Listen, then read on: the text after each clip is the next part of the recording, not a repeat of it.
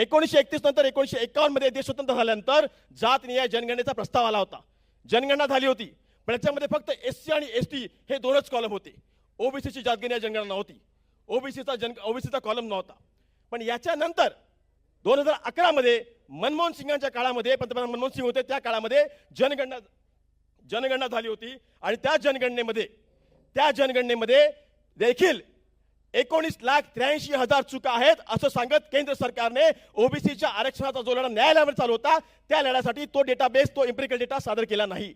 यासाठी सुप्रियाताई संसदेमध्ये वारंवार भांडल्यात, तो सादर केला नाही. अखेरीस ओबीसीचं आरक्षण हे कोर्टामध्ये गेलं, न्यायालयामध्ये गेलं आणि न्यायालयाने सांगितलं की जोपर्यंत एम्पिरिकल डेटा येत नाही तोपर्यंत ओबीसीचं आरक्षण पूर्ववत करता येणार नाही. आज देखील काही जिल्ह्यामध्ये जवळजवळ 12 जिल्ह्यामध्ये जिल्हा परिषद, ग्रामपंचायती, नगर परिषद, पंचायत समिती आज देखील त्या ठिकाणी प्रलंबित आहेत. हे फक्त आणि फक्त यासाठी की ओबीसीचा एम्पिरिकल डेटा त्या ठिकाणी अवेलेबल नाही. पण हा एम्पिरिकल डेटा काय अवेलेबल नाही?